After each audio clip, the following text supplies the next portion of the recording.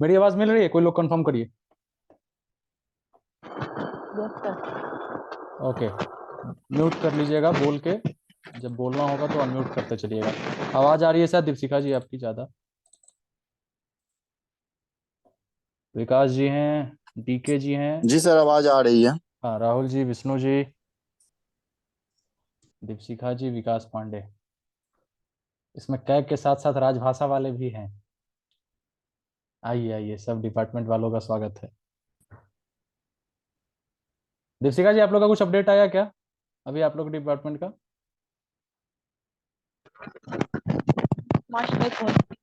Earphone हटा के बात कर लीजिए, शायद ईयरफोन में कुछ प्रॉब्लम है आपके। एक सेकंड सर, एक सेकंड। हाँ हाँ, म्यूट कर लीजिए, म्यूट करके। सर 20 तक होने की उम्मीद है डीवी। कब तक? 20 मार्च तक। अच्छा, 20 मार्च तक। हाँ ओके। जी। 20 20 मार्च तो नजदीक ही है, तो कुछ नोटिस वगैरह आया है कुछ की नहीं है, ऐसे ही है? सर नोटिस नहीं आया है। वो जो कुछ राजभाषा अधिकारी है ना, वो उन्होंने हाँ बताया, जो ऑलरेडी वर्किंग है, उन्होंने बताया कि हाँ। इस दौरान आ सकता है। मिनिस्ट्री ऑफ पोर्ट्स वाले का भी आ गया, उन लोगों को शायद 23 मार्च को चेन्नई रिपोर्टिंग है। ओके। उन लोगों को बुलाया गया है, फिर वहां पे उसके बाद उन लोगों का मेडिकल, क्या कहते हैं, मेडिकल सर्टिफिकेट जमा करना है उन लोगों को। मेडिकल चेकअप वगैरह का कुछ ऐसा था नोटिस में, मैंने उतना देखा नहीं, लेकिन आया है। बाकी और डिपार्टमेंट का सीबीडीटी वगैरह का आया है क्या? धीरे धीरे सब डिपार्टमेंट का आ रहा है कुछ ना कुछ। चलिए, तब तक बात कर ले हम लोग अपने डिपार्टमेंट पे कैग के बारे में। किन लोगों को क्या क्या दिक्कत आ रही है, इसलिए एक साथ सब लोगों को बुला लिया बिल्कुल। हूँ। एक एक करके बताइएगा, ताकि, क्योंकि देखिए 20 तक टाइम है, लेकिन हम लोग को वेट नहीं करना चाहिए 20 तक, समझ रहे हैं? क्योंकि 20 तक आप फॉर्म भरने में टाइम लगाएंगे, पर डे अपना कुछ ना कुछ कंफ्यूजन होगा। इससे अच्छा है कि जो भरना है सही सही भर के अच्छे से उसको पोस्ट कर दीजिए, ताकि देर भी हो तो भी टाइम टाइम से पहुंच जाएगा वहां पे। अरे थोड़ा सा हाँ, बोलिए राहुल जी। हाँ सर, सर मुझे पूछना ये था, मेरा कैग डिपार्टमेंट है। तो हम्म। सर जब मैं फॉर्म भर रहा था तो वहाँ हम्म पे एक कॉलम था सर कि your father originally belongs to hmm which state. Sir actually हम लोग बंगाल में रह रहे हैं और हम्म हमारे सारे डॉक्यूमेंट बंगाल के हैं, पापा के भी। हम्म। बट हमारे जो पापा हैं वो मूल रूप से बिहार के निवासी हैं। ठीक है। तो जो वहाँ पे कॉलम में भरना है, तो क्या बिहार भरेंगे या फिर वेस्ट बंगाल भरेंगे? अच्छा क्योंकि अच्छा। पापा का जो आधार कार्ड वगैरह है वो बंगाल का है। पापा का सारा डॉक्यूमेंट यहीं का है ना, बंगाल का ही है ना? जी। जी हाँ, अभी बंगाल का ही है, बट ओरिजिनली तो बिहार से बिलोंग करते हैं। बिहार में कहाँ के हैं? बिहार लखीसराय का। अच्छा, लखीसराय का, ठीक है। तो एक बात बताइए, अगर वहां पे आप बिहार डालते हैं तो उनके पास प्रमाण कुछ है वहां का प्रूफ करने का कि वो वहां के हैं? वहां के वोटर लिस्ट में उनका नाम है क्या? जी नहीं। नहीं है ना? यानी वो पूरा आधार जी। कार्ड हो, चाहे जमीन हो, चाहे घर हो, ये सारा कुछ वोटर लिस्ट में नाम हो, सब आपका बंगाल का है पापा का? जी हाँ, नहीं जमीन हम लोग का बिहार में है, जमीन घर पे हम लोग का बिहार वगैरह बिहार में है। हाँ, और डॉक्यूमेंट जो है यहाँ पे है बंगाल मतलब का। मेनली तो डॉक्यूमेंट देखेंगे ना, जैसे कि आप पापा को बिहार हाँ, के कहने से बिहार डॉक्यूमेंट के तो यहाँ होंगे का नहीं। है। हाँ, डॉक्यूमेंट तो सारा इनका यहीं का है। वोट वगैरह कहाँ डालते हैं वो? जी हाँ। बंगाल में ही डालते हैं। वो वही। हाँ हाँ हाँ। हाँ, तो ओवरऑल जब डॉक्यूमेंट बंगाल का है तो आप बंगाल ही डालिए, क्योंकि वहां डाल भी दीजिएगा अच्छा। तो फिर आपको वहां प्रूफ करने में दिक्कत होगा कि एक आदमी यहाँ यहाँ इस अच्छा। तरीके से। ओ। ठीक है। Okay sir. अगर कल ओके होके सर। कुछ बनवाना भी हो गया या इस तरीके का कुछ कागज, तो सारा तो डॉक्यूमेंट इनका बंगाल का है, तो आराम से बंगाल का दिखा सकते हैं आप उनको। Okay sir. Okay sir. ठीक है, क्योंकि सारा तो पेपर वर्क पे ओके होगा सर। ना, बोलने से तो नहीं है, उसमें वो दिखाना होगा। बाकी और सब कुछ भर दिया हाँ आपने? हाँ। पोस्ट कर ये भर के? हाँ सर, हाँ मैंने ये बायोडाटा जो था और स्टेट प्रेफरेंस भर लिया था। एटेस्टेशन फॉर्म जब भर रहा था तो ये हम्म, कॉलम मिला तो मैं वहाँ पे रुक गया था। हाँ हाँ, उसके आगे भी कोई कॉलम वगैरह है तो अभी आप, जब तक ये लोग डिस्कस कर रहे हैं, आप एक बार चेक कर जी लीजिए हाँ। तब तक म्यूट करके, कि कहीं कोई और दिक्कत हो तो ओके। सामने इस समय पूछ के काम खत्म ही कर दिया जाए उसको। फ्रीज मत करिएगा, ओके सर। मतलब सारा भर लीजिए अच्छा साथ अच्छा। साथ। बाकी एक बार हम्म। अपने तरीके से फिर सब लोग देख लीजिएगा, तब फ्रीज करिएगा और तब प्रिंट आउट करके उसको देख लीजिएगा। Okay sir. हाँ। ओके और सर। ठीक है, ठीक है, आप देखिए तब तक उसको, मैं और लोग से बात कर लूँ। और विष्णु जी, क्या हाल है? Vishnu ji, hello sir. Kerala I M वाले गुड ना? Sir, how are you? हाँ जी, मैं केरला से हूँ। हाँ हाँ हाँ हाँ हाँ, बात हुई थी आपसे, ठीक हूँ ठीक हूँ। एक्चुअली मेरा मेन प्रॉब्लम तो वही था जो मैंने आपसे पूछा था। वो तो हो गया सॉर्ट ओटीपी नहीं आउट। आ रहा था। वो तो सॉर्ट आउट हो हाँ, गया। वो तो सॉर्ट आउट हो गया, अभी मैंने फ्रीज कर दिया। हाँ, फ्रीज कर दिया। हाँ, फ्रीज कर दिया, कंप्लीट कर दिया मैंने। चलिए, तो फ्रीज कर दिया तो फिर अब तो उसमें प्रिंट सेक्शन में जाके सबका एक कॉपी पर्सनल डिटेल्स का, एक कॉपी आपका क्या कहते हैं स्टेट चॉइस का, और 2 कॉपी अटेस्टेशन फॉर्म का निकाल लीजिए। हाँ वो भी निकाल दिया, वो सब निकाल के रखा है सर अभी, just waiting to post it. हाँ हाँ हाँ, तो आज कल उसको मॉर्निंग में 9 10 हाँ 10 हाँ बजे हाँ 10 बजे के बाद उसको पोस्ट अच्छे से पता वगैरह लिख के उसको पोस्ट कर हाँ। दीजिएगा। यस। ये तो आपका एक आपका तरह हो से गया सर? फाइनल है। हाँ, मैंने आज ही पोस्ट कर दिया, फ्रीज ओके, वाह करके ग्रेट। कल रात में फ्रीज कर दिया था उसको, क्योंकि देखिए जितना लंबा टाइम रहेगा ना हाँ उतना ज्यादा और कंफ्यूजन बढ़ते रहता है, कहीं ये गलत है क्या है नहीं हाँ है। वो तो है। इससे अच्छा 1 2 बार अच्छे से चेक करके फाइनल करके उसको जो काम है कर ही दिया जाए, वो ज्यादा बेटर है। क्योंकि इसीलिए ये कल रात को ही बैठ क्योंकि के पूरा ये खत्म करके रख हाँ, दिया। क्योंकि ये अपने तरफ से लास्ट स्टेप है हम लोगों का। इसके बाद हमें कुछ भेजना हम्म। नहीं है, कुछ दिखाना नहीं है। जो होगा आप डिपार्टमेंट हम्म। खुद करेगा वो। या। अपने तक ये है तो अपना काम ये गाइस करना है। Thank you for your help sir, आपका अरे it was really helpful for me. Most welcome, most welcome. ठीक है अंकित जी, बताइए क्या कह रहे थे।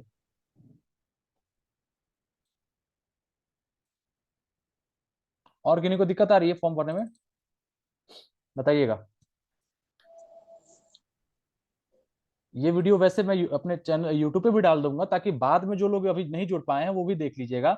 मेनली मैं एक बात सबको एक शॉर्ट में बता दे रहा हूँ, कि जो लोग अभी रजिस्ट्रेशन नहीं किए होंगे, कैग का जो फॉर्म भरना है अभी, attestation form, personal details, state choice, उसमें क्या करना है कि पर्सनल डिटेल्स में आपको पहले सबसे पहले वो जो स्टेट चॉइस का साइट है उस पर जाके आपको रजिस्टर करना है। ठीक है, मैंने तो वीडियो अलग से डाली थी, फिर से बता रहा हूँ। रजिस्टर करिएगा। रजिस्टर करने में आपको ओटीपी मांगता है। सचिन जी म्यूट कर लीजिए, अगर कुछ पूछना होगा तो माइक अनम्यूट करिएगा। सचिन जी म्यूट कर लीजिए, आवाज आपकी आ रही है, सचिन प्रसाद।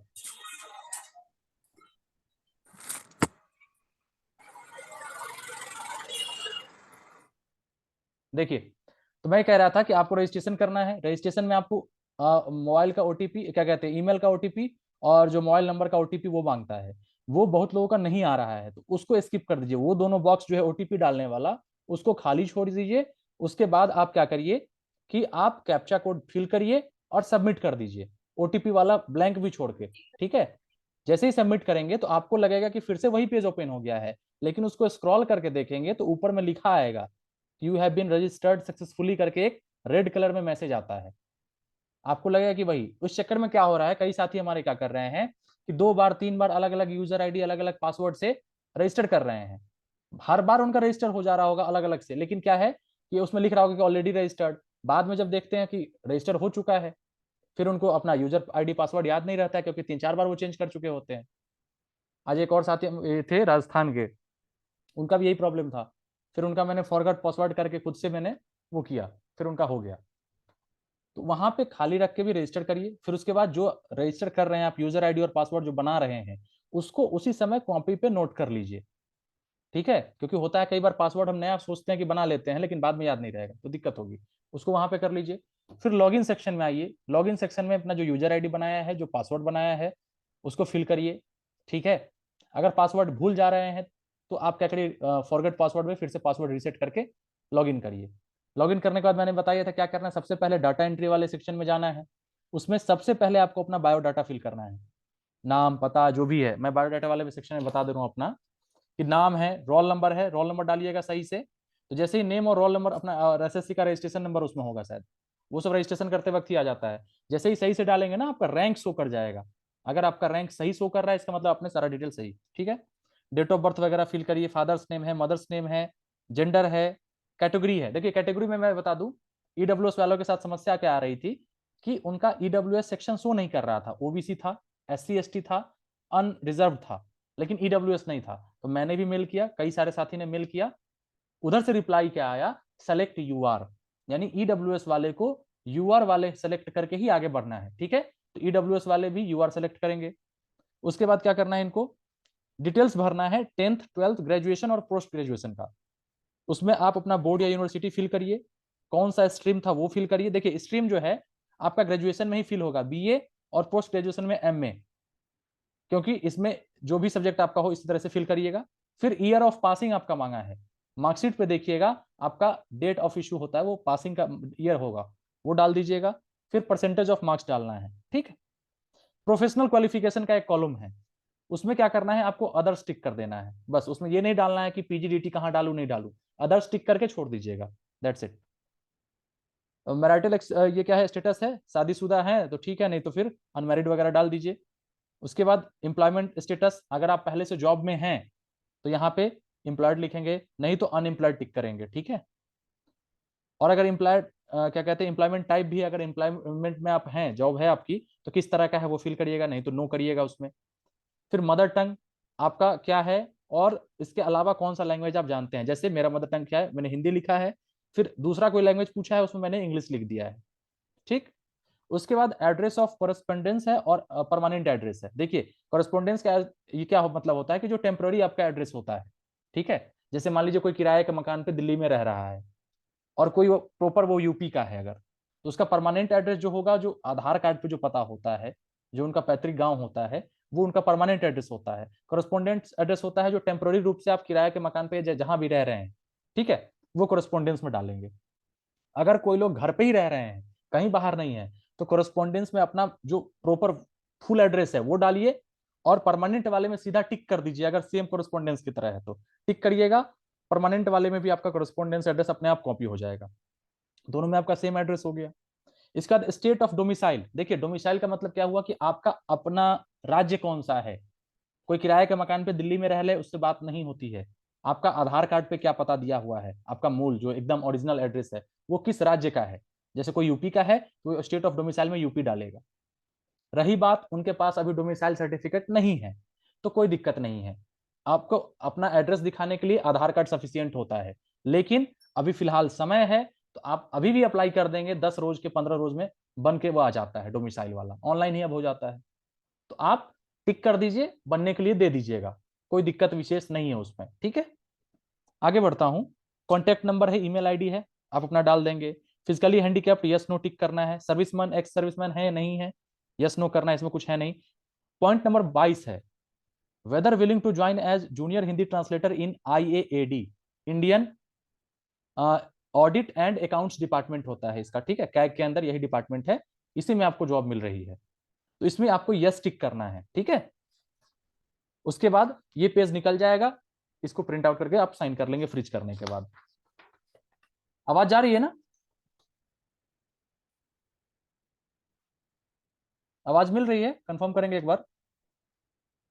Yes sir. हाँ सर, आवाज आ रही है। ठीक है ठीक है ठीक है। मैं अगले पेज पे एक बार मैं बता दूं, फिर अपने अपने आप लोग का सवाल ले लूंगा ताकि किसी को दिक्कत ना हो।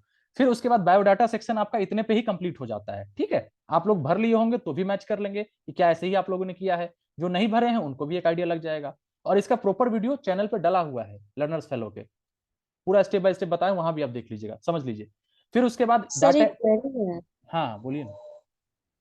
सर, जो गर्ल्स जो मैरिड हैं तो उन लोगों का एड्रेस में क्या आएगा? आपका एड्रेस कहाँ होता है, शादी होने के बाद जो पति का एड्रेस होता है वही आपका परमानेंट एड्रेस हो जाता है। वैसे यस भी सर। आपके डॉक्यूमेंट्स पे वो एड्रेस मेंशन होगा। कहाँ का एड्रेस मेंशन है आपका, हस्बैंड का या पापा का यहाँ का ही है? नहीं सर, जब एसएससी का फॉर्म में अप्लाई हो रहा था तो उस टाइम स्टेटस अनमैरिड था। अब मैरिड हैं। यस। हाँ, तो इसमें आप परमानेंट एड्रेस का देखिए, चूंकि कहने से तो नहीं है, उसमें आपको कागज चाहिए। आपका परमानेंट एड्रेस का सारा कुछ क्या है, कहाँ का बना हुआ है, अभी आधार वगैरह इस सब पे कहाँ का एड्रेस पड़ा हुआ है? सर अभी इन लॉज के यहाँ का हो गया। अच्छा अच्छा, तो आप ऐसा कर सकते हैं ना कि परमानेंट एड्रेस में जैसे कि आप ससुराल वाले का सब कुछ हो गया आपका यहाँ पे नया जगह पे, पति हस्बैंड के यहाँ का। Yes sir. हाँ, तो आप एक काम करिएगा कि अब जो है तो फिर नया एड्रेस, जब सारा डॉक्यूमेंट्स नया एड्रेस का है तो आप यही चेंज कर दीजिएगा, आप नया वाला डाल दीजिएगा, क्योंकि आधार कार्ड पे भी नया वाला एड्रेस आ गया होगा। डोमिसाइल वगैरह यस। आपका बनेगा तो फिर नए वाले एड्रेस से ही अब बनेगा, है ना। तो यस आप सर। नया वाला ही डालिएगा।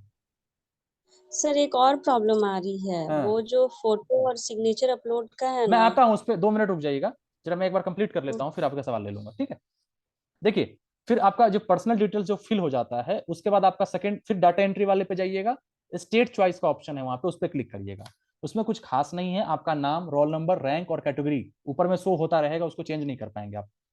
स्टेट, देखिए उसमें 1 से लेके 30 तक का नंबरिंग दिया हुआ है। आप सबसे पहले किस स्टेट को प्रेफर कर रहे हैं, यानी आपको जॉब मिले तो सबसे पहले कौन सा राज्य आप चाहते हैं, उसको पहले पे डालिए। उसके बाद अगर वो नहीं मिल पाया, वहां सीट आपके कैटेगरी की नहीं है, तो फिर आपको सेकंड नंबर पे कौन सा चाहिए, थर्ड पे कौन सा चाहिए, इसी तरीके से लिस्ट में से आप जैसे एक को सेलेक्ट कर लेंगे, फिर अगले वाले में सिर्फ 29 राज्य ही दिखाएगा आपको, फिर सेकंड पे कोई सेलेक्ट करेंगे, फिर अगले वाले में 28 ही दिखाएगा। इस तरीके से लास्ट में आपका सिर्फ एक बचेगा, और लास्ट में 30 कर लेंगे, 30 का 30 कंप्लीट हो जाएगा। ठीक, इसमें अगर कुछ चेंज करना चाहते हैं, जैसे मान लीजिए किसी ने 5th नंबर पे दिल्ली को डाला है, वो चाहता है कि 1st नंबर पे उसने यूपी को डाल रखा है, तो अब वो चाहता है कि नहीं दिल्ली को मैं पहले नंबर पे डालूं, तो क्या करेगा, सबसे पहले आप दिल्ली को उठा के पहले पे डालना चाह रहे हैं, जो दिल्ली आपने 5वें पे सेलेक्ट किया है, तो सबसे पहले 5th नंबर पे जाइए, वहां से दिल्ली वाले ऑप्शन पे क्लिक करिए, वहां पे सिर्फ सेलेक्ट पे क्लिक कर दीजिए, जैसे पहले था। सेलेक्ट पे जैसे ही क्लिक कर देंगे, उसमें अब लिखा आएगा सेलेक्ट, दिल्ली वहां से हट गया। फिर पहले वाले ऑप्शन पे जाइए, वहां पे अब लिस्ट आपको दिखाएगा दिल्ली का, दिल्ली वहां पे सेलेक्ट कर दीजिए। ठीक है, तो वहां से यूपी हट गया, अब यूपी को 5वें नंबर पे कर लीजिए, या जिस नंबर पे भी करना है, यानी पहले आपको उस राज्य को वहां से हटाना है, तब आप नया कर पाएंगे। ठीक है, फ्रीज करने से पहले जितनी बार चाहे आप चेंज कर सकते हैं, और इस तरीके से आप ये कर लेंगे, ये आपका पोर्शन कंप्लीट हो जाता है। 30 सेलेक्ट कर लिया, स्टेट चॉइस खत्म। ठीक है, इसके बाद आप जाते हैं फिर से डाटा एंट्री पे, उस पे अटेस्टेशन फॉर्म लिखा हुआ है 3rd नंबर पे, अब उस पे जाएंगे। उसमें आपको क्या है कि ये पता वगैरह फिल करना है, उसमें आपका आधार कार्ड मांगता है, आधार नंबर डाल दीजिएगा, पैन नंबर है आपके पास, पैन नंबर फिल कर दीजिएगा। ठीक है, इसके बाद काफी लोग आ गए हैं, ठीक है, मैं सब लोग का सवाल ले लूंगा।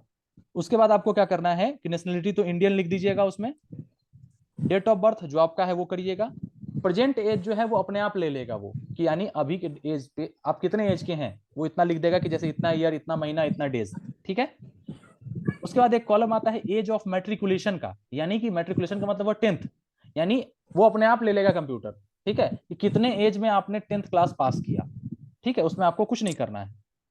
फिर प्लेस ऑफ बर्थ, डिस्ट्रिक्ट और किस स्टेट में हैं आप, वो सब सारा कुछ इसमें डाल के रिलीजन सेलेक्ट करेंगे, कैटेगरी वगैरह ये सब।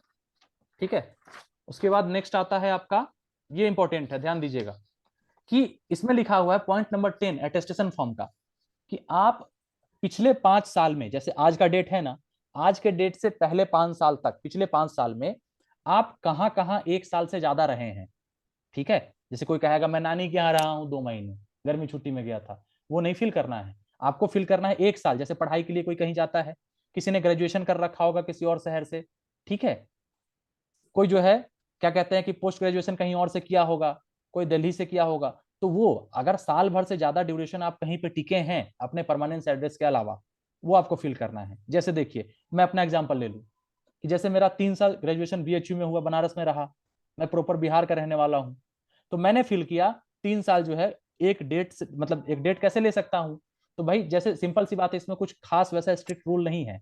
आप सिंपल देख लीजिए कि आपका एडमिशन किस डेट को हुआ है, या आपने एंट्रेंस एग्जाम किस डेट को दिया था। ठीक है, उसके बाद से आप वहां पे किराया लेके रह रहे होंगे इस तरीके से, एग्जैक्ट तो मुझे भी याद नहीं, लेकिन मोटा मोटी आप रख सकते हैं। फिर आप पास आउट कब हुए, तो वो आपका 3 साल का ड्यूरेशन लगभग बन जाता है। पास आउट के बाद भी बहुत लोग वहां रहे होंगे। ठीक है, तो उस हिसाब से आप डेट फिल कर दीजिए। फिर उसके बाद जैसे कि मेरा ग्रेजुएशन के बाद जैसे मैंने पीजी किया, क्या कहते हैं, सॉरी पीजी तो मैंने डिस्टेंस, ये बीएड वगैरह किया, चाहे फिर उसके बाद मैं इलाहाबाद चला आया, तो अब बनारस छोड़ने का जो डेट है, फिर से इलाहाबाद का, प्रयागराज का, वो मैंने फिल कर दिया वहां पे। 2 साल जैसे मैं वहां रहा, 2-3 साल जो भी है वो फिल कर दिया।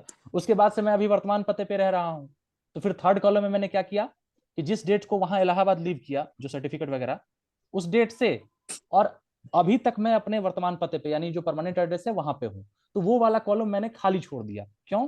क्योंकि उसमें लिखा हुआ है कि अगर आप कंटिन्यू कर रहे हैं इसी पते पे, परमानेंट एड्रेस पे, तो आप उसको अभी तक खाली छोड़ सकते हैं। ठीक है, तो लास्ट वाला कॉलम एक ही भराया, दूसरा वाला खाली रह गया, उसको फिर फिल कर दीजिए। और लास्ट वाले में उसमें है कि कौन सा डिस्ट्रिक्ट था, तो जो जो डिस्ट्रिक्ट आपका रहा है वो डिस्ट्रिक्ट फिल कर दीजिएगा साइड में। ठीक है, पॉइंट नंबर 10 में आपको ये करना है। नमस्ते दूसरी, सर। हाँ हाँ नमस्ते सर, मैं नमस्ते। कृष्णा बोल रहा हूँ। हाँ कृष्णा जी। सर मैं कल का निवासी हूँ सर। मेरा कैग में हूँ। कृष्णा जी 2 मिनट हेलो, रोकना चाहूंगा, 2 मिनट रुकना चाहूंगा आवाज आ? बस। हाँ कृष्णा जी, आवाज आ रही है, 2 मिनट जरा रुक जाइएगा, बस 2 मिनट, मैं इसको फिनिश कर लूँ, एक बार बता देता हूँ, फिर मैं सवाल लूंगा। ठीक है, 2 मिनट बस रुकिएगा। ठीक है, उसके बाद आपका पॉइंट नंबर 11 आता है। इसमें आपको, अच्छा जो लोग, फिर इस पे आऊंगा क्या क्या हो गया अगर छूट गया तो क्या है। पॉइंट नंबर 11 में क्या करना है, आपको पिताजी का नाम डालना है फुल, जो आपका आधार कार्ड वगैरह पे जो मैट्रिकुलेशन सर्टिफिकेट पे पूरा, वो डालिए। उनका क्या कहते हैं कि जो कंट्री, किस कंट्री, तो इंडिया ही होगा। नेशनैलिटी में इंडियन लिख देंगे। प्लेस ऑफ बर्थ, उनका जन्म कहाँ हुआ था वो लिखेंगे, ऑक्यूपेशन लिखेंगे, फिर उनका पोस्टल एड्रेस और फिर परमानेंट एड्रेस। मान लीजिए जो अगर वो वर्तमान पते पे रह रहे हैं, परमानेंट एड्रेस पे ही है, तो उनका पोस्टल भी सेम हो जाएगा, परमानेंट भी सेम हो जाएगा। तो वहीं पे एक जगह लिखिएगा, उसी को कॉपी करके फिर अगले में पेस्ट करते चले जाइएगा। माता जी का, अब माता जी का जन्म तो कहीं और हुआ होगा, शादी होके वो यहाँ पे आई हैं, तो उनका जहाँ पे जन्म हुआ है वो लिखिएगा, और उसके बाद जो परमानेंट एड्रेस है वो सेम रह जाएगा, कॉपी करके उसमें पेस्ट कर दीजिए। फिर 2 कॉलम है, एक ब्रदर सिस्टर का, अच्छा वाइफ हस्बैंड, अगर शादी हो गई तो वाइफ हस्बैंड इसमें जो भी है आप लिख दीजिएगा, ब्रदर सिस्टर, और एक में है सिस्टर ब्रदर। यानी मान लीजिए किसी के 3 भाई हैं, 4 भाई हैं या 5 बहन है, जो भी है, इसमें 2 ही का फिल करिएगा। एक आपसे जो बड़े होंगे ना, टॉप 2 का फिल कर दीजिएगा, ठीक है, ये जो भी होंगे उनका फिल करके, जैसे मान लीजिए किसी की सिस्टर है जिनकी शादी हो गई है, तो उनका परमानेंट एड्रेस हो जाएगा उनके हस्बैंड का, केयर ऑफ करके डाल दीजिएगा उनका एड्रेस, ठीक। इसके बाद 12 नंबर कॉलम जो है वो आपके अगर बच्चे बाहर पढ़ रहे हैं विदेश वगैरह उनके लिए है, तो मुझे नहीं लगता इसमें कोई विदेश पढ़ा रहा होगा, ठीक है, तो 12 खाली छोड़ दीजिएगा अगर नहीं कुछ होगा तो। 13 में फिर से आपका जो है अपना सारा डिटेल्स है, कहाँ से BA MA वो तो शायद रहता था या खाली था, जो भी है। फिर पॉइंट नंबर 14 उनके लिए है जो जॉब कर रहे हैं, उनको इसमें सारा डिटेल्स भरना है, ठीक। फिर उसके बाद 14 नंबर तो ऐसे ही है, देख लीजिएगा, जॉब वाले का ये शायद उसमें कुछ करना नहीं था। 15 में आते हैं, 15 में आपका लगभग सब में नो हो जाएगा, पॉइंट नंबर A से लेके H तक, क्योंकि इसमें यही है कि कभी आप यूनिवर्सिटी से क्या कहते हैं डिबार किए गए होंगे, कभी आप अरेस्ट हुए हैं कि नहीं, कभी आपको कुछ मतलब इस तरीके का कोर्ट वगैरह का चक्कर जो भी है, इसमें पढ़ के सब में लगभग नो ही है। किसी का यस, अगर यस है तो बॉक्स वाले में लिखना है क्या क्या कारण था जो आप इस तरीके से हुए थे, ठीक। पॉइंट नंबर 16 में 2 लोगों का नाम डालना है, ध्यान से समझिएगा। Name of 2 responsible person of your locality, locality का मतलब हो गया आपके मोहल्ले के आसपास के, आपके जिस मोहल्ले में रह रहे हैं, जो 2 जिम्मेवार नागरिक हों, जिम्मेदार नागरिक, उनका डालिए। या तो आप 2 ऐसे लोगों का नाम डाल सकते हैं, अरुण जी रुक जाइए, देर से मैं वैसा प्रोसेस ही बता रहा हूं, मैं सवाल लूंगा अभी। 2 ऐसे लोगों का भी नाम डाल सकते हैं आप लोकेलिटी के अलावा जो आपको जानते हो, ठीक है, जरूरी नहीं कि अपने मोहल्ले का ही नाम डालिए, जो 2 लोगों का, किसी भी 2 लोगों जो आपको जानते हो पर्सनली उनका नाम आप डाल सकते हैं, ठीक है। कम से कम 18 से ऊपर वाले का नाम डालिएगा, ठीक। उसके बाद डिक्लेरेशन है, उसमें तो आपको फिर प्रिंट करके साइन, डेट डालना है जिस डेट को आप साइन कर रहे हैं ये चीज, और प्लेस, प्लेस मतलब आपका जो अपना जिला होगा ना वो प्लेस डाल दीजिएगा, जो आपका परमानेंट एड्रेस का जो जिला होगा, ठीक है। उसका to be filled by office है, उसमें आपको कुछ नहीं करना है। तो ये रहा आपका पूरा प्रोसेस। अब एक एक करके फटाफट बताइए किनको क्या दिक्कत आ रही है, मैंने सारा प्रोसेस बता दिया। सर मैं कृष्णा बोल रहा हूँ सर। हाँ कृष्णा जी बताइए, कहाँ से हैं? सर मैं पश्चिम बंगाल से हूँ। हाँ बताइए। और मेरा कैग में हुआ है सर। सर मूल रूप से हम लोग सर निवासी हैं बिहार के, पर हम लोग माइग्रेंट हो गए थे पश्चिम बंगाल में। तो मेरा जितनी भी पढ़ाई लिखाई मेरी हुई वो वेस्ट बंगाल में हुई सर। पर उसके बाद पर मेरे पिताजी का वहां से बॉन्ड बना रहा बिहार में। तो बिहार में जो डॉक्यूमेंट्स था पिताजी का, तो आधार कार्ड पिताजी का हमें यहाँ बन चुका है, हम लोगों ने ट्रांसफर करवा लिया क्योंकि पिताजी वहीं रहते थे, खेती वगैरह करते थे। ठीक है ठीक है। तो उनका जो हम लोगों ने आधार कार्ड यहाँ पर ट्रांसफर हो चुका है, पर वोटर आईडी में कुछ दिक्कतें आ रही हैं सर। तो उनके अगर पिता का जो वहां पर नाम पूछा जा रहा है कि किस स्थान पर मूल निवासी है, तो पिता को क्या दिया जाए सर? देखिए अभी वो मूल निवासी अभी कहाँ रह रहे हैं पिताजी आपके? सारा डॉक्यूमेंट पिताजी का कहाँ का है? बंगाल का है? देखिए सर, सारा डॉक्यूमेंट सर पिताजी के तो खेती मतलब बिहार के थे। खेती छोड़िए, वो सब छोड़िए, आप ये बताइए मुझे कि उनका जो अभी वोटर आईडी है वोट कहाँ डालते हैं, या उनका पता जो है आधार कार्ड पे कहाँ का है अभी, या उनका आवासीय कहाँ का बना हुआ है, कहाँ पे वो रहते हैं कागजी तौर पे? हाँ, कागजी तौर पर वोटर कार्ड वहाँ का है सर, आधार कार्ड यहाँ पर। अच्छा, मतलब वोट यहाँ डालते हैं, रहते हैं यहाँ नहीं, तो इसमें थोड़ा सा एक देख लीजिएगा, ऐसे चेक नहीं होगा। आधार कार्ड कहाँ का है? बंगाल का है? बंगाल का है सर। बंगाल का है। बाकी उनका जो आवासीय वगैरह हाँ। जो भी बना होगा, घर वगैरह कुछ नाम का है बंगाल में? हाँ नहीं, बंगाल में नहीं है सर, बंगाल में मेरे नाम पर है तो नहीं हो पाएगा रेंट पर। तो फिर पिताजी का अगर वहां के हैं तो फिर वहां का डालिए उनका, नहीं तो आप कागजी तौर पे प्रूफ कर सकते हैं कि पिताजी हमारे यहाँ हैं, तो आप यहाँ का डालिए, वो आपके ऊपर है, डिपेंड करता है कि आपके पास कौन सा कागज प्रूफ कर देगा ये चीज, ठीक है। तो सर ऐसे कैसे, मतलब क्या डॉक्यूमेंट देंगे जो प्रूफ करने के लिए? ऐसे आपसे मांगेगा नहीं, लेकिन पिताजी कहीं भी आप जैसे वहां रह रहे हैं, तो कोई भी कागज हाँ। तो दिखाते होंगे ना कि हम कहाँ के निवासी हैं। हाँ ऐसा तो हो नहीं सकता कि भाई जैसे कोई कि बिहार का भी हो, कोई यहाँ का भी हो, कहीं एक ही जगह का होगा ना हाँ आधार कार्ड पे। हाँ एक ही जगह, हाँ आधार कार्ड पे सर बंगाल। हाँ तो आप फिर बंगाल डालिए ना, ठीक है, क्योंकि धन्यवाद उनका सर, यही उनका उनका पूछना उनका था। जो प्लेस ऑफ बर्थ होगा, क्या कहते, सॉरी, अगर उनका बर्थ सर्टिफिकेट तो होगा नहीं, कभी अगर मान लीजिए किसी का भी बर्थ सर्टिफिकेट दिखाना होता है तो एफिडेविट बनवा के दिया जाता है, तो बंगाल से बनवा के उनको हाँ दिखा दीजिएगा। ठीक तो है सर, क्योंकि मेनली तो आप धन्यवाद सारा सर। कागज, हाँ कागज तो आपका यहीं का है, बंगाल का है, तो यहीं का डालिए। हाँ और कोई? हाँ बंगाल का, ठीक है। ओके, शुक्रिया सर, ओके, हाँ ठीक धन्यवाद है, सर। ओके। हाँ बताइए और किनका है? अरुण जी।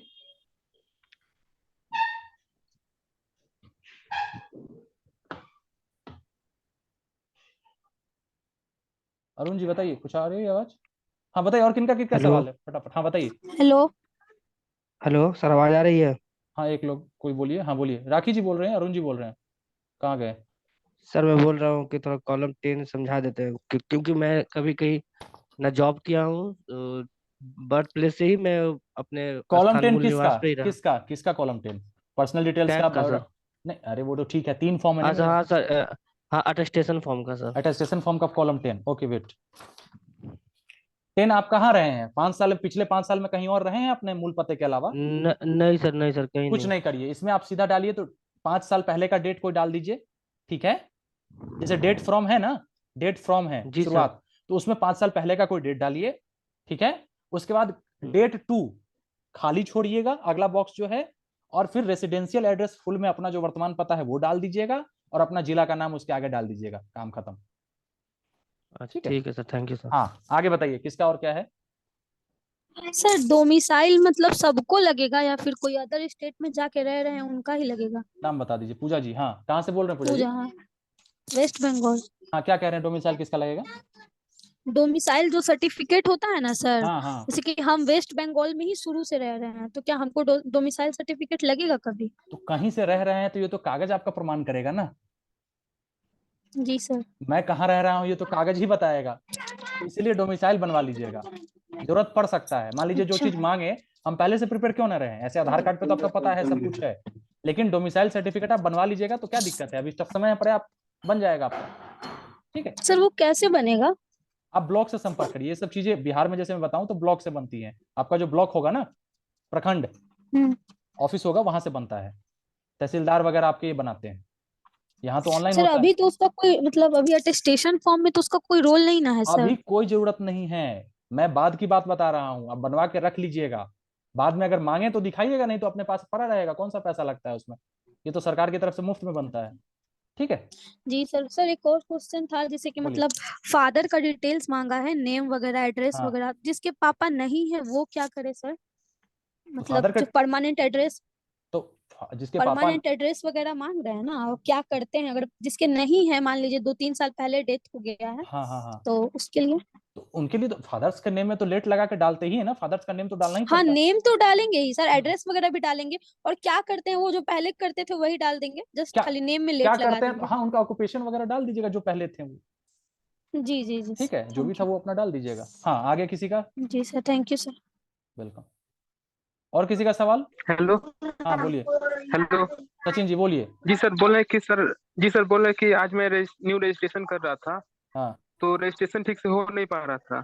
हाँ, तो ओटीपी वगैरह का उसके खाली सेक्शन बाद छोड़िए। फिर प्रोसेस किए। हम्म, हाँ, ओटीपी वगैरह तो छोड़ दिए थे, हाँ आगे तो बोलिए। फिर से एक बार दोबारा करने गए ना, तो वहाँ पे हम्म, दिखा रहा था कि आपने ऑलरेडी हाँ समझ गया, आपका आवाज कट रहा है लेकिन मैं समझ गया, ऑलरेडी एग्जिस्ट लिख रहा है ना, तो फिर क्या करें सर आगे? ऑलरेडी एग्जिस्ट लिख रहा है ना, हाँ, ऑलरेडी आप रजिस्टर कर चुके हैं ये ठीक है ठीक है, आप हाँ एक हाँ। काम करिए, आप सीधा लॉगिन वाले में जाइए, आपका यूजर आईडी तो याद होगा आपको, क्या यूजर आईडी आप बना रहे थे?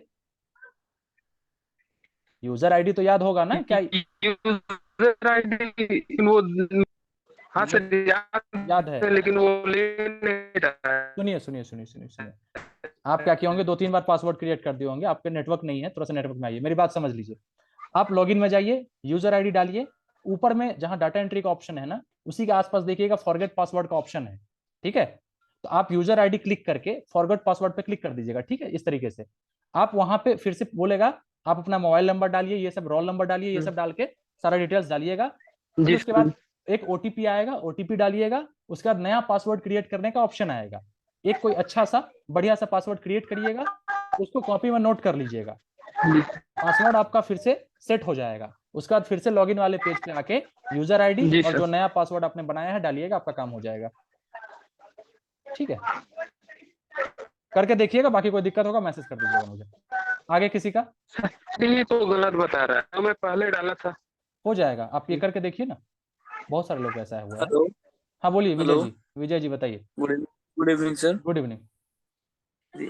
सर मैं ये पूछने वाला था ना कि कहाँ से बोल मेरे रहे हैं? पापा मम्मी, सर मैं वेस्ट बंगाल से। हाँ, बंगाल के लोग ज्यादा हैं, बताइए। जी बिल्कुल। हाँ सर, तो मैं ये बोल रहा था ना कि पापा मम्मी जो मेरे जो है, जिनका जो बर्थ जो प्लेस ऑफ बर्थ है वो तो गांव का है, ठीक है। हाँ, तो सर गांव का एग्जैक्ट लोकेशन तो हमें पता नहीं है, और मैं पापा को भी नहीं याद है। तो पापा का कोई भी, मैं मतलब पापा को याद है बट पापा का कोई भी डॉक्यूमेंट गांव का नहीं है। डॉक्यूमेंट तो से क्या बात सर मैं सुनिए, वेस्ट उसमें बंगाल? उसमें देखिए, आपका जिससे उनको पता है ना कहाँ पे जन्म हुआ था, एग्जैक्ट नहीं मालूम है, हम्म। जिला का नाम मालूम है? हाँ सर, वो सब पता है सर। बस तो जिला का नाम डाल दीजिए, गांव का नाम नहीं पता है तो जिला का नाम डाल दीजिए। बाकी कागज किसी के अवेलेबल ओके नहीं होगा, अब उनके माता पिता का, आज के जनरेशन का हमें नहीं लगता किसी का पता होगा। जरूरत पड़ेगा तो जी। एफिडेविट बना के दिया जाएगा कोर्ट से, ऐसे कोई तो सर देखेगा जैसे कि नहीं। सारा, जैसे कि सर और बाकी के जो अदर्स डॉक्यूमेंट्स है वो सब वेस्ट बंगाल का ही है, तो मैं वेस्ट बंगाल का कोई जगह देके दे हाँ सकता डाल हूँ? दीजिए ना, डाल दीजिए ना, अगर प्रॉपर आपका वर्तमान पता है वही पता फिर डाल दीजिए, क्योंकि आपका सारे ओके। पिताजी का सारा कागज तो उसी का बना हुआ है। हम्म। इतना कौन रिकॉर्ड देखने बिल्कुल। जाएगा कि उनके पिताजी का जन्म कहाँ हुआ, मेनली वो देखा जाता है कि पिता मूल निवासी कहाँ के हैं, इसलिए वो कर रहा है। अच्छा आप उस हिसाब से अच्छा देखकर अच्छा। डाल ओके दीजिए। Okay sir. हाँ, सर नेक्स्ट और किसका सर, सर एक और क्वेश्चन थी। बोलिए बोलिए। जैसे कि सर एक कैंडिडेट है जिनका ईडब्ल्यूएस है, ठीक है। हम्म। तो उसके हाँ तो सर उसमें जो भाई बहन का जो रिलेशन पूछ रहा है, तो भाई और बहन जो है वो लोग, जो भाई जो है वो सर्विस में है, ठीक है। तो उसका डिटेल्स में क्या सर्विस देना पड़ेगा या फिर बिल्कुल। नॉर्मली स्टूडेंट देकर छोड़ सकता हूँ? नहीं नहीं, क्यों छोड़ना, हम जिस डिपार्टमेंट में जा रहे हैं उसके प्रति ईमानदारी दिखानी है ना, क्योंकि उसमें जी छिपाना जी। नहीं है, इसमें स्पष्ट लिखा हुआ है कि आप किसी चीज को छुपा रहे हैं तो आपके सर्विस हम्म। पीरियड में भी किसी भी टाइम आपको ये टर्मिनेट किया जा सकता है, जॉब से निकालने की बात आ सकती है। इसलिए नहीं आप नहीं जिस सर, जॉब में जा रहे हो पूरा मतलब सही से लिख दीजिए, कोई दिक्कत नहीं है। ईडब्ल्यू से क्या फर्क पड़ता ओके है? ओके। हाँ सर, क्योंकि ईडब्ल्यूएस में वो हाँ मेंशन नहीं किया रहता है ना नहीं, बहुत कि चीज है ईडब्ल्यूएस में, 8 लाख से कम होना चाहिए, ये होना चाहिए, होना चाहिए। सर्विस से जी कोई बात बिल्कुल। नहीं, आप उसमें सर्विस सही सही बताइएगा, ठीक है, और उनका पोस्ट भी ठीक ब्रैकेट है करके सर। लिख दीजिएगा, छिपाइएगा नहीं ओके कुछ। सर। हाँ, नेक्स्ट ओके किसका सर, क्या थैंक यू सवाल सर। है? सर मेरा एक क्वेश्चन है। हाँ सर जैसे कि कैग वालों का तो मतलब ऑनलाइन आ चुका है सारी प्रोसेस के बारे में, हाँ राजभाषा डिपार्टमेंट का नहीं आया है। हाँ। कह रहे हैं कि 20 के अराउंड डीवी होगा, तो सर इसमें डोमिसाइल की जरूरत पड़ेगी क्या हमें भी? देखिए बनवा के रख लीजिए ना, मैं तो यही कहूंगा पहले से बनवा के रख लीजिए। अगर मांग दिया तो ठीक है, दिखा दीजिएगा, नहीं तो कौन सा पैसा लग रहा है उसमें, अप्लाई कर दीजिए ना। कितने दिन में बन जाता है वैसे? मैक्सिमम उसका 28 दिन का कार्य अवधि होता है। आपका जैसे अच्छा 5 दिन 7 दिन 10 दिन के अंदर वो बना के मेल पे भेज दिया जाता है।